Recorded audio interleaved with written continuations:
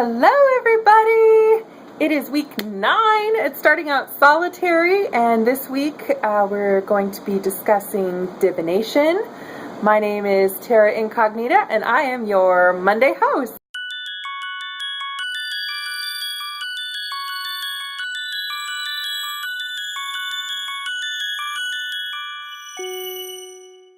So today we're going to talk about divination, and I love it. I think it's so much fun. I mostly do oracle. That is my favoriteest thing. I'm starting to learn the tarot cards so that I can get into that a little bit, and I do dabble with pendulum divination. So I'm going to just kind of take you through the tools that I have and what I use, and we'll go from there. Okay, so as I said, I like to use Oracle deck, and the Oracle that I have is the Jessica Galbraith Enchanted Oracle that comes with a book by Barbara Moore. And this is that book. It's called Destiny's Portal, and it's a really good book. If you can see here, I'm going to flip through it for a minute. It's hard because I'm doing this on my phone, but there's a picture of the cards, and then there's like a little explanation with it.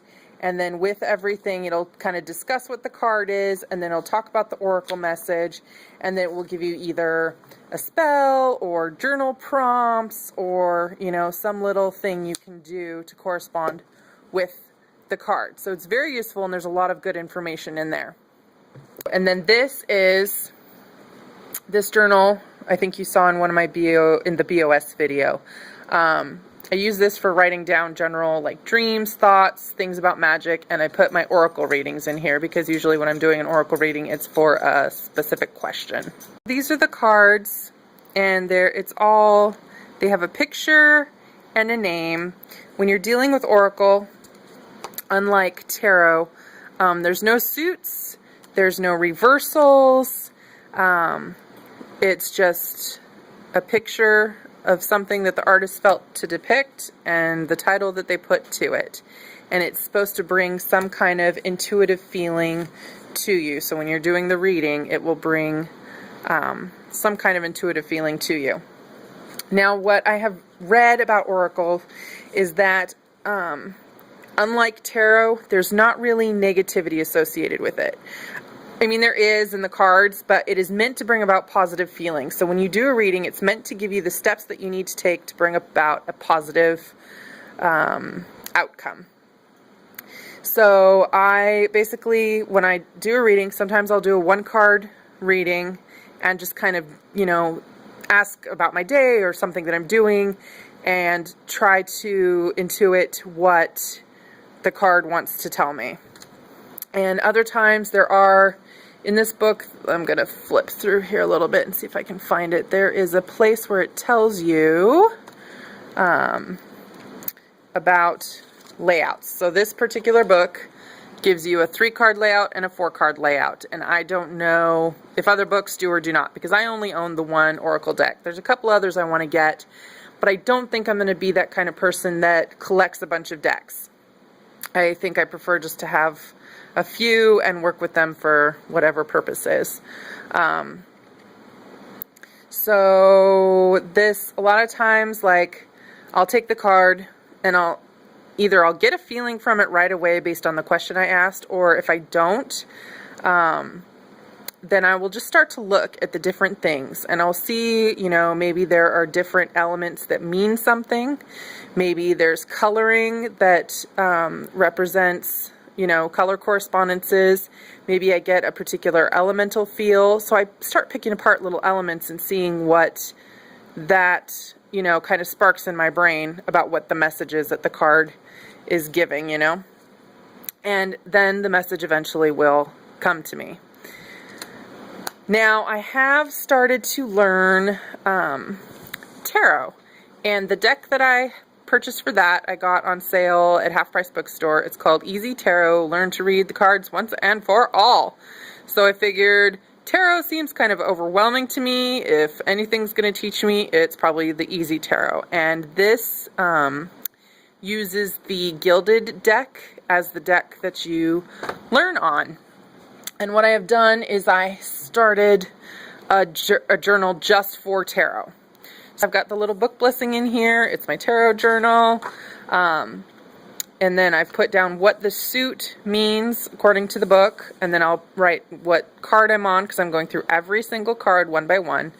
I'll write down what it means according to the book, and then I'll just stare at the picture and kind of write down what I have gotten from the feeling of the card, what it looks like is happening. And so I have only made it so far through the 6 of Wands. That's what I started with. So I still have to finish all of the wands and then go through all the other suits and the major arcana. So that journal is specifically going to be dedicated to doing that. This comes with a book written by Josephine Ellershaw, and it has a lot of information. It talks about each card one by one. And this book is what suggested I go through each card, write down what it means, and then write down my own meaning. Because it says if you write down your own meaning, then you're going to be more likely to remember what the cards mean. And so it does go into, you know, how to build a relationship with your cards, what kinds of things to do during a reading, using crystals, all those sorts of things. And I'm not very far into it because I'm obviously only 6 cards in. And these are the actual cards, and they're quite lovely. I do really like the artwork. So here you can see the 7 of Wands. This is what I left off on. The only problem I'm really finding that I have with tarot is that according to the instructions here, wands are fire and swords are air. And I have always thought of a wand to be of the air element and swords to be of the fire element. And, you know, I kind of looked that up online because it just struck me as odd. I obviously had never done tarot, so I didn't know that's what it was considered. It just something is, you know, when you think of a altar tools, if you think of a wand, I think of air, and if I think of an athame, I think of fire. And so I kind of looked it up online, and what I have found is that some people believe that in tarot, the meanings used to be reversed, and then for some reason, in order to keep it secret from authorities or something, I don't remember the particulars, they switched them so that people would get incorrect readings. So what I've basically just kind of decided is, for now, I'm going to learn it the way that it is spelled out in the book, because after all, you know, they're both projective elements. So I figure I'll learn it the way it's spelled out, and then, you know, I'll decide what I want to do from there. But I need to learn it first, and you should always learn, you know, somebody else's way before you make up your own way, I think. And as I said, I dabble in usage of the pendulum. This is mine. It's made of sunstone. I had one before that was made of blue apatite. And it's very interesting because the one I had that was of blue apatite, you know, I opened it up and it started working for me right away. And this one, it did start working for me right away, but it was very small, like very tiny movements. And it took a long time for me to get it to make larger expressions. So you really do have to spend time with your tools. And I recommend for anybody that wants to do pendulum magic to get this book DJ Conaway wrote, and she talks about all of the different uses for pendulums and, you know, how a lot of people use them incorrectly, and there's a bunch of charts in here that you can use so that you can answer different questions, and it teaches you exercises that you can do for using your pendulum, because you really can do so much more with this than just asking it yes or no questions. So if you were going to do pendulum divination, I definitely recommend this book, and you can see the book review on my personal channel. One thing I do like to do with divination is I like to bring in crystal energies. So a lot of times I will put out a crystal if I'm going to be doing a reading, and I will dedicate it to the reading, and, you know, just kind of use those energies to help my reading along, make sure that it goes, you know, well. And so I do have quite a few crystals in here. Some I've purchased from Piper H at the Standing Stone on Etsy. Some I've gotten from a local crystal shop. Some I've had ever since I was a kid. I love crystal chips, and there's a really good video on Annie from Mirth and Reverence where she can do divination with her crystals. So I thought that was very interesting, but I have not tried to do an actual divination reading off of crystals. I just use them for energies. So I will try to find that video and put a link to it so you can watch it, because I found that video to be very fascinating. As I said before, Oracle is my favorite. So a lot of times I'll do a 1-card draw every day.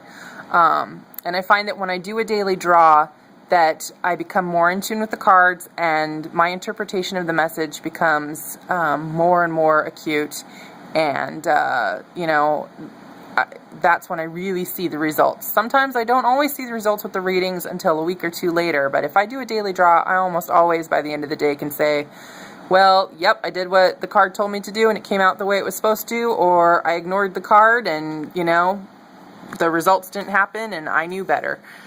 So a lot of times I will do a daily draw. Now, like I said, according to this book, there's a couple other layouts, and I don't know if other Oracle decks have their own layouts, but this one says you can do a 3-card spread, which is card number 1 means this is leaving you, card number 2 is what is here with you now, and card number 3 is what is coming towards you. So a lot of times I will do this spread just to kind of see, you know, if I'm in a situation and I want to find out, you know, what I need to quit doing or get rid of in order to make something happen for myself. So I'll do this spread for that. And then finally, you can also do a 4-card spread. The first card would be what you need to take with you. The second is what you need to leave behind you. The third is what your next step is. And the fourth is the probable outcome. So again, these 2 spreads I use for more complicated situations and not just general inquiries. And then let me show you a couple other uses that I have for Oracle cards. Sometimes I choose the Oracle cards and use them to set intentions or a feeling or a mood, or to just sort of put my goals in front of my face. Sometimes I do an Oracle reading for a specific purpose, such as my altar here on my desk for work and success. And after I do the reading, then I'll leave the cards in on the altar to be a reminder of the steps that I need to take to get the outcome that I want to get. So that is pretty much it. I haven't done a lot of studying in divination, and I will probably never be the type of person who does readings for other people. It's not really something I want to get into. It's more something I just do for myself. So, but I do enjoy doing it, and I'm excited to learn the tarot. If you are interested in using the same Oracle deck that I use, which again is the Enchanted Oracle, then I know last time I bought it, because I did a giveaway on my personal channel a couple months ago, and the last time I bought it, I found it on Amazon.com. I've also seen it in our local metaphysical shop, so you might be able to find it in your local metaphysical shop. But the website that I originally bought it off of for myself no longer carries it. So just do a Google search, you'll find it. I think the next decks that I'm interested in getting are, I think it's the Gods and Titans and Goddesses and Sirens or something like that. I know Piper H has it and Monsoon Magic has it, and I've seen it on both their channels, and I've read reviews, and they both seem like really good, 2 really good decks, so I really want to get those.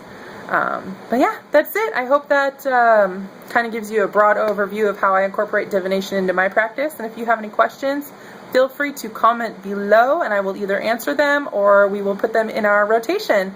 Until next week, blessed be.